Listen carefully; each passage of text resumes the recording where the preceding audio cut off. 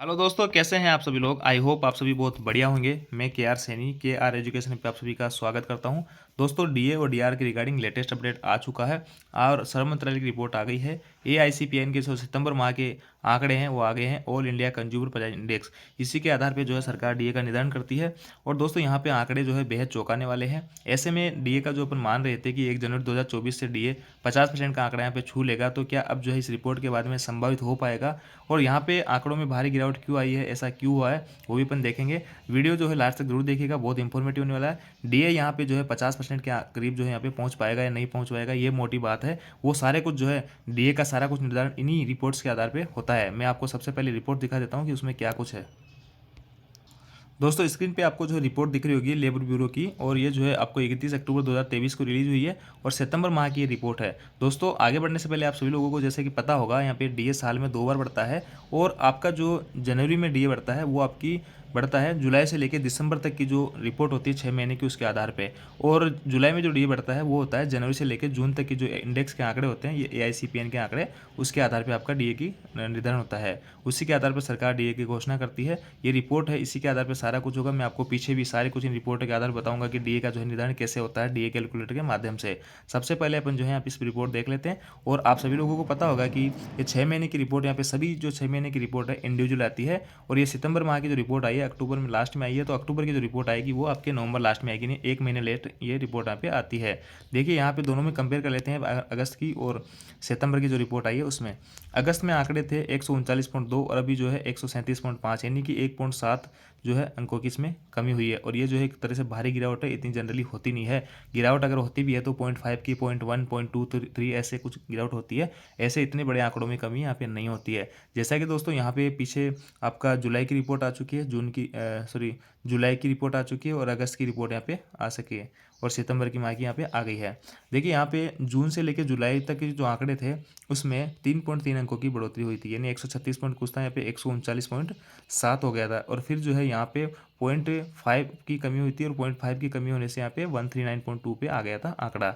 अब जो है फिर से 1.7 अंकों की यहाँ पे कमी हो गई है, जो कि एक भारी गिरावट है। अब जो है यहाँ पे क्या अपन इस जो आंकड़े दिखा रहे हैं इसके माध्यम से अपन डीए कैलकुलेटर में जाके देखेंगे कि फिर इतने कम जो है इतनी भारी गिरावट होने के बाद भी अपन जो है 50% का जो आंकड़ा है वो छू पाएंगे या नहीं छू पाएंगे।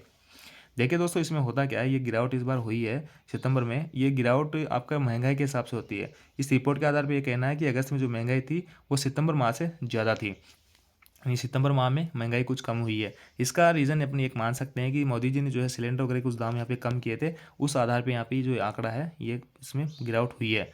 अब ये गिरावट होने के बाद में अपना जो डीए है वो कितना बढ़ रहा है अभी वर्तमान में। और अब जो है जनवरी 2024 तक के जो डीए लगेगा उसमें अभी 3 महीने की रिपोर्ट और आना बाकी है। जुलाई अगस्त सितंबर 3 महीने की रिपोर्ट आ गई है और आगे जो है 3 महीने की रिपोर्ट आ रही है। पूरे 6 महीने की रिपोर्ट के आधार पर आपका जनवरी से जो डीए लगेगा वो तय होगा। अब मैं आप सभी लोगों को बता देना चाहता हूँ दोस्तों कि आगे जो इंडेक्स में है वो वहाँ पे इतनी भारी कमी नहीं होगी और वहाँ पे बढ़ोतरी के पूरे पूरे चांसेस रहेंगे, क्योंकि वर्तमान में जो आप देख पा रहे होंगे सब्जी वगैरह के हैं, प्याज वगैरह की महंगाई जो है आसमान छू रही है। तो अब आगे जो इंडेक्स के जो आंकड़े आएंगे उनमें वर्दी ही आपको दिखाई देगी। और वर्दी दोस्तों, अगर इसमें हल्की सी भी अगर वर्दी होती है तो अपन जो है 50% का आंकड़ा आसानी से छू लेंगे। और इसमें अगर ये आंकड़ा इसमें ना कमी होती है ना वर्दी होती है और इतना का इतना ही रहता है, फिर डी जो है कितना रहेगा वो भी मैं आपको डीए कैलकुलेटर के माध्यम से बताऊंगा। और दोस्तों, इसमें अगर 0.1 की भी अगर कमी हो जाती है आगे चल के दिसंबर तक, तो फिर जो आप डीए का जो आंकड़ा है 50% वो आप नहीं छू पाएंगे। उससे कम ही आपका डीए यहाँ पे लागू होगा। तो मैं सारी कुछ आपको डीए कैलकुलेटर के माध्यम से समझा देता हूँ दोस्तों। स्क्रीन पे आप डीएनए अलाउंस अलाउंस जो कैलकुलेटर देख पा रहे होंगे। और इसमें देखिए यहाँ पे अपन जो भी आंकड़े डालेंगे इंडेक्स के वो अपने को डी यहाँ पर बता देगा। देखिए, जनवरी 2019 से लेके अभी तक के आंकड़े इसमें आपको देख सकते हैं, किसी भी साल का किसी भी महीने का, कि किस में इंडेक्स में कितनी वृद्धि हुई थी कितनी कमी हुई थी। देखिए दोस्तों, जनरली अपन देखते हैं तो आंकड़े जो है यहाँ पे इस रो में आंकड़े दिखा रहे हैं, तो रो में आप देखेंगे तो यहाँ पे जनरली जो है आंकड़ों में वृद्धि हो रही है। 127, 129, 129.9, 130.2, 131.3, यानी 132, 132.5। और अगर कहीं पे कमी हुई भी होगी तो माइनर सी पॉइंटों में कमी हुई है। इतनी बड़ी भारी गिरावट जो इस बार हुई है 1.7 अंकों की, वो इतनी भारी कमी कभी हुई नहीं है। तो यहाँ पे अगर जो है दोस्तों यहाँ पे देख लेते हैं कि अपन जो जुलाई जून तक की जो रिपोर्ट थी उसके आधार पे इंडेक्स के जो आंकड़े आ रहे थे वो 136.4 आ रहे थे, उसी के आधार पे 46.24 यानी कि यहाँ पर 46% डी इस बार लगा था। और ये मैंने 1-1.5 महीने पहले ही बता दिया था कि आपका जो है डी यहाँ पे 46% होने वाला है जुलाई से जो लागू होगा। वो इसी रिपोर्ट के आधार पर बताया था दोस्तों मैंने, और इसी रिपोर्ट के आधार पर सरकार आगे की डी की घोषणा करती है, और आगे भी जो है सरकार इसी के आधार पर यहाँ पे डी की घोषणा करती जाएगी।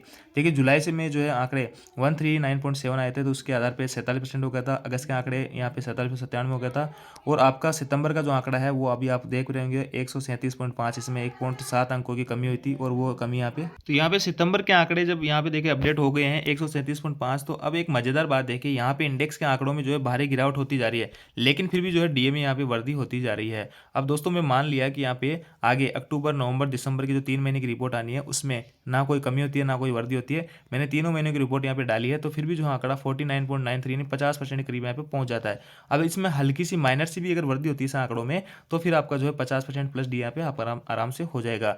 लेकिन दोस्तों अगर इसमें थोड़ी सी भी अगर कमी होती है इंडेक्स के आंकड़ों में, तो फिर जो आप 50% का जो आंकड़ा है डी का वो आप नहीं छू पाएंगे।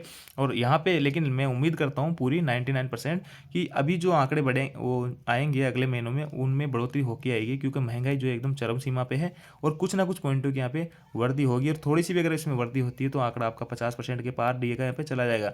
50% के पार आंकड़ा जाते ही आपको सारे कुछ भत्ते वगैरह जो भी, अगर सरकार एक करोड़ फॉर्मूला लाती है, पे को रिवाइज करती है, तो आपकी बेसिक सैलरी मर्ज हो जाएगी डीए में, और सारे कुछ आपके भत्ते वगैरह बढ़ जाएंगे 25% के हिसाब से, सैलरी बहुत अच्छी खासी इसमें हो जाएगी। तो अब दोस्तों जानकारी आपको अच्छी लगेगी, वीडियो आपको अच्छा लगा तो वीडियो को लाइक कीजिए, दोस्तों के साथ शेयर जरूर कीजिए। Thank you.